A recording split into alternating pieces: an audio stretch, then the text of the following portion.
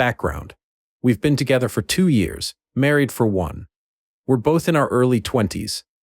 The night of the crap, we'd had an argument about the distribution of chores that I think triggered it. I thought it wasn't fair that I was doing the majority of the housework, on top of being a full-time student at university and having a job. He seemed to think the chore distribution was fair and that I was overreacting. We came to a solution after all the crap I'm about to tell you about occurred. But essentially, I was feeling overwhelmed and unheard, and he was feeling stressed and confused as to why I thought this was a problem. Later that night, we're discussing the situation again, and I express how it feels like he's not listening to me and how distant he's been lately. Then he says, there's a reason for the distance, and I ask him to tell me why. He says that he thinks we move too fast. He doesn't know who he is, and he wants a divorce. He says he cares about me, but doesn't love me, and that he's been feeling this way for a while. Now, I've promised myself years ago that I would never try to make someone stay with me if they don't want to. So, as much as this hurt, I said okay. I cried, he cried. I did ask if he wanted to try couples therapy before divorcing, but he said no. We decided to sort out details in the morning. I grabbed some blankets to sleep on the couch, and he went upstairs to bed. In the midst of my sitting on the couch, crying and looking up apartments, what felt like hours later, I heard him get up and come to the living room. He sits down next to me and just says, I screwed up so bad. I freeze when I hear this, because I've barely processed the reality of what just happened, and I can already see where he's going next. I ask him to elaborate, and he says he doesn't want a divorce, that he doesn't know why he said that, and he's feeling the most regret he's ever experienced in his life. He says that he realizes he screwed up, and I don't have to take him back. At this point, I've experienced so much emotional whiplash that I've completely numbed out. I'd already cried all the tears I could. Now I was just sitting there next to my sobbing husband and saying I'd take him back, even though I'd barely processed the fact that he'd wanted to divorce me.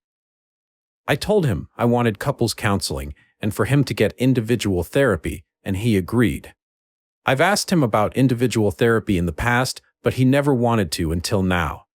Secondly, prepare for your marriage to fail, because the odds aren't good. That means wait to have children until your marriage has been stable for at least a year. Graduate your degree program. Pour yourself into your career so you can support yourself. Do not make any big sacrifices for this marriage. Don't move for his career. Don't get your tubes tied if he doesn't want kids. No big sacrifices. You'll still make daily sacrifices. That's marriage. But don't sacrifice anything that's difficult to come back from. Original poster replied, pouring myself into school, work is definitely my priority right now. I'm done always putting his needs before my own. Update 1 year later. 1 year ago, I made a post asking for advice on how to continue with my relationship after my now ex-husband betrayed my trust by telling me he wanted a divorce out of the blue and then changing his mind just a couple hours later. As stated above, he is now my ex. Those of you who said that he would repeat the same behavior again, you were right. On New Year's Day 2024, he said he wanted a divorce, packed a bag and left for a motel, then came back hours later. I'll admit, I was a wreck that day. I asked him if this was just going to be like last time, and he said no. I asked him if he felt mentally okay, and he said he felt fine. I got on my knees and begged this man to stay, not my proudest moment, and he looked at me with empty, vacant eyes and just left. I was in tears for a couple hours, but then I opened this app to try to distract myself and saw he had made a, now deleted, please don't go looking for his account, post on the divorce subreddit about how he left me and felt bad but didn't regret it. Then I went from depressed to furious. I called my landlord and told him that I was getting a divorce and needed his help in changing the locks. My landlord was very understanding and helped me do so. A few hours later, I heard a knock on the door, and when I opened it, my ex-husband was standing there. I didn't even get a chance to tell him to leave because he immediately collapsed into my arms sobbing. The first coherent words to come out of his mouth were, "You're not going to take me back, are you?" Reddit, I would love to say that I rejected him right then, but I didn't. Even after all of this, I was still hooked into his web of manipulation. So instead, I sat down with him and had a long discussion about how much he hurt me, how in the middle of working to rebuild the trust that had been broken between us, he completely destroyed any progress that had been made and found a way to make that distrust even worse. I don't remember the details of what he said, but he always knew what to say to get me to feel sorry for him. The night ended with me saying I would take him back. He was smiling, saying he'd never felt so hopeful. He wrote me a love poem that night for the first time in years. Meanwhile, I had never felt so broken, and I told him that after he said he felt so hopeful. He shrugged it off and said I'd feel better in the morning. I did not, in fact, feel better in the morning.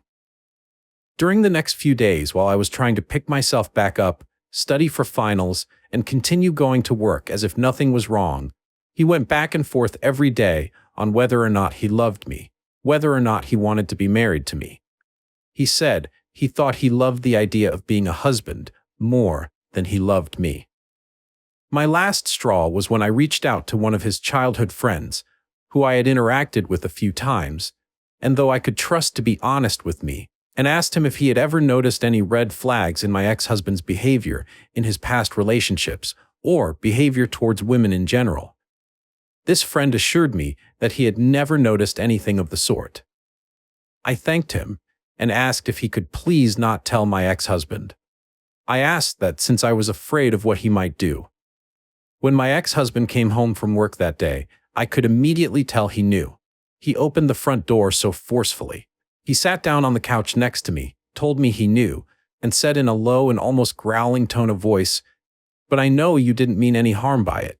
I was frozen in fear and couldn't say anything, but then he grabbed my face and turned my head to look at him, and his eyes looked so cold, and he said again, "You didn't mean any harm by it, right?"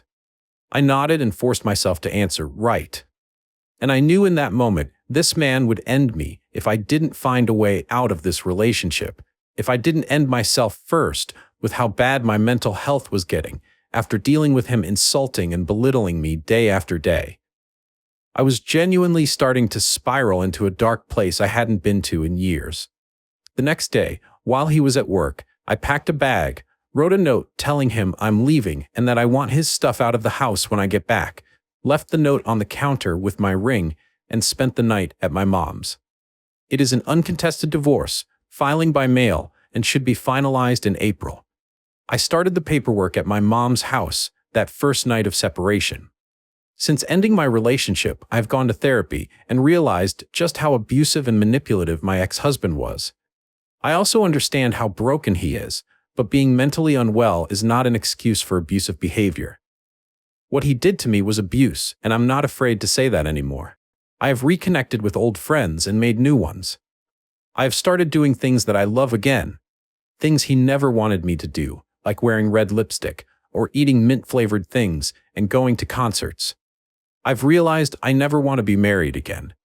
I've discovered my polyamorous identity and have begun to explore this side of myself. I have plans to move out of my hated hometown that he had dragged me back to. I feel so much more joy, freedom, and self-love than I ever did when I was in a relationship with my ex-husband. I won't be using this account anymore after this, as I have no need to. But I want to thank this community and the other Reddit subs that I've participated in. If I had never made my original post, I don't think I would have realized just how awfully my ex-husband treated me. Thanks to the support of hundreds of voices telling me I deserved better, I realized how true that statement was. I deserve better, and now I have better. I also want this update to be a beacon of hope to anyone who has found themselves in a similarly emotionally, verbally abusive situation. Life is so much better when you leave. There is hope. There is light on the other side of the pain. Thank you again, Reddit. I am finally free. Relevant comments. Somebody said, "I'm glad you got out, but I'm sort of curious as to why he didn't want you to eat mint-flavored things." Original poster replied, "He didn't like the taste of mint and wouldn't kiss me after." Same reasoning for not wanting me to wear red or bold lipstick, or any lipstick really. He wouldn't kiss me if I wore it because he didn't want to get lipstick on him. Even the lipsticks that were transfer-proof, and I showed him how they were transfer-proof, he wouldn't kiss me afterwards. Husband's response, 1 month later, I know I'll probably come off as the villain, but I need to get this out. I destroyed my marriage, and I still don't even know why.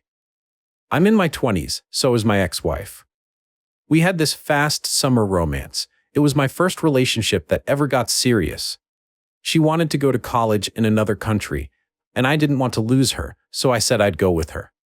Maybe that's where I first screwed up. Turns out, getting a work visa when you don't know the language is pretty much impossible, and so the only way I could go with her was if we got married. She asked if I would marry her, and I said yes. At the time, I thought we would be getting married someday anyways, so why not shorten the timeline a bit? I really did love her. I want to emphasize this because my actions later on admittedly did not reflect that. We had a small wedding. I've never been one for fancy things, and she said she'd rather spend the money on our future than some elaborate party.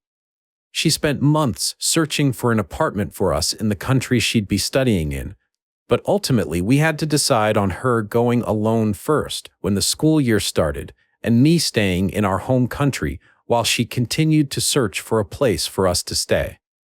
This was rough, and honestly, I couldn't stop imagining her finding someone new or going out to college parties the way all the movies show and finding someone she wanted more than me. It's always been an insecurity of mine, especially because she's bi, and some things she'd say sometimes made me wonder if she'd like being with a woman more. Long story short, she ended up getting sick, and we decided she should come back home and continue her studies here. She got really depressed after coming back home. She didn't want to go out because she didn't want to run into people we knew. She felt like she'd failed in her goals. I tried to help her get back on her feet, but she was just so in her head, and I just couldn't stand it sometimes. Something had shifted then. She got angry with me a lot. We'd get into fights, and I hated it because I'm not a person who gets angry, ever. She said I didn't do my fair share of chores, got upset whenever I'd spend too much time gaming and not enough attention on her. It was like I had to be this perfect picture of me she had in her head, otherwise I was a monster.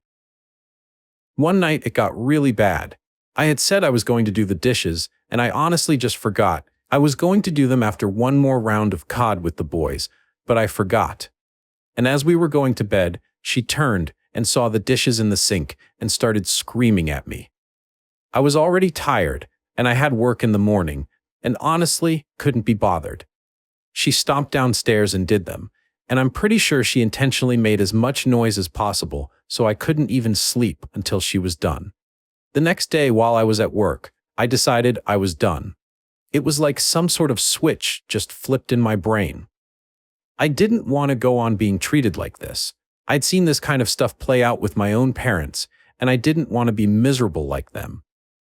So when I got home, I sat her down and told her I wanted a divorce. She seemed surprised, which I thought was strange because from my end, it seemed like we were both unhappy. She took it pretty well though. We had a long conversation about our feelings and stuff and decided that I'd take the bed and she'd take the couch and we'd sort out details in the morning. She asked if I was sure, if I wanted to try therapy first, and I was so sure that this was what I wanted. It was rough. Laying upstairs in our bed, I was still able to hear her sobbing, but I was so sure this was what was best for both of us. Then I don't even know how to describe it. It was like a switch flipped in my head again, and I started imagining what my life would be like without her. The morning coffees and kisses, the way she always remembered my birthday. My family forgets every year. Her constant encouragement. Seeing her smile. Then my mind flashed to how broken she looked when I told her we were done, and I cannot even begin to describe the stab in the heart I felt when I realized I had just hurt the person I loved most in this world. I knew I couldn't live without her, and I'd do anything to make her smile again. So I went downstairs. It was still late at night. I don't know how much time had passed, and watched her try to wipe away her tears and try to look put together as I sat down next to her. I didn't even know what to say. The first thing I could think of was, I screwed up so bad. She set down her laptop, and I saw it was open to some apartment search site. She asked me what I meant, and I told her I still loved her, that I didn't know why I said everything that I did, and I don't deserve any sort of forgiveness, but could we please try again? And this saint of a woman held me in her arms as I broke down crying and forgave me. She said she wanted couples therapy, which I instantly agreed to. I would have agreed to anything she wanted if it meant staying together. The next day was rough. She was starting her new job. I had terrible timing, I know, and she wouldn't even undress in front of me. She went into the bathroom to change clothes. There was no kiss goodbye before work, no kiss hello after. She wouldn't even look me in the eyes.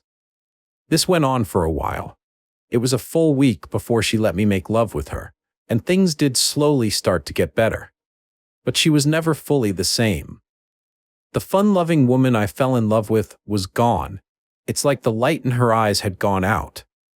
I tried everything I could. I went to the therapy sessions. I bought her flowers, planned date nights, went out of my way to get her favorite chocolate, listened to the books she wanted about emotional labor, and I even created a chore chart so the housework could even out. And some days, she'd be fine, but there were a lot of nights when I'd wake up to hear her crying in bed next to me. If I tried to comfort her, she'd just push me away and say she was fine. So at some point, I stopped trying and just lay there and listened to her trying to stifle her sobs and wonder how many nights she was doing this. Other times, she'd get angry. Any mistake I made, she'd always find a way to tie it back to how I abandoned her. It was like nothing I could ever do would be enough. I'd always be the monster who made her feel unloved. One of the worst gut punches was when I realized she'd changed her phone background from a photo of us to a bunch of photos of her friends. I asked her why she changed it, and she said she just felt like it. My background stayed as a picture of her until the very last day. After months of this back and forth trying to please her, and one too many nights of listening to her crying in bed, I looked through her phone and saw something she'd written about how she felt trapped in our marriage. The next day, I told her I wanted a divorce, that I knew she was unhappy and I was too, and this is what was best for both of us. I went further this time, packed a bag, and went to a hotel, turned off my location. She acted differently this time. The first time she was calm, self-assured, and said she wasn't going to beg for me. But this time was different. She was hysterical, literally got on her knees begging me to stay. It was really unlike her. I was honestly a little worried for her safety. But I left anyway. Hopped online, told the boys it was over, tried to distract myself with gaming because it's the only thing that keeps me sane. Eventually, I logged off and just lay in the hotel bed listening to music, trying to fall asleep. And a song came on that meant something to our relationship, and it was like something broke in me. I couldn't stop crying. I ran to the car and drove back home, sobbing and speeding. I'm not sure how I didn't crash. When I got there, I tried to unlock the door and the key wouldn't fit. She'd changed the locks already. I had to knock on the door of my own home and the waiting seemed to last forever. I know it sounds pathetic, but as soon as she opened the door, I just collapsed into her. I was crying so much, I nearly hyperventilated. She was standing really still. She didn't say anything and her arms were flat by her side, and I could tell she wasn't going to take me back his time. After I pulled myself together, I saw a bunch of trash bags by the table and knew it was probably my things. I asked her if she'd take me back. She hesitated for a while before saying she'd have to think about it. We had a long talk, a good talk, about our whole relationship and everything that had happened. Somehow, I managed to convince her that we could give it another try. I had gone from feeling so empty that morning to feeling so hopeful by the nighttime. I felt like this time really would be different. So I started writing again. She even let me sleep with her that night, rather than waiting a week like last time.